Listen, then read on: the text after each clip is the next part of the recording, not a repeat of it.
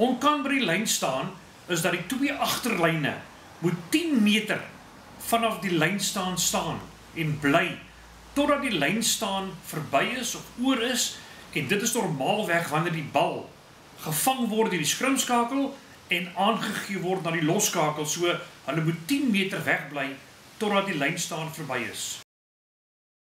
Onkant in algemene spel beteken dat die skopper die bal vorentoe skop en sy eie spelers is voor hom, hulle mag nie vorentoe beweeg nie.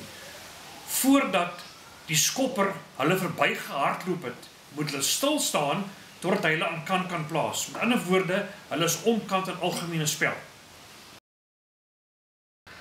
As 'n speler onkant by 'n loskram is, beteken dit hy het nie van agter af by die loskram aangesluit nie. Met ander woorde, die bal is die eintlike onkant lyn waar hy moet inkom. Hy moet agter die bal inkom.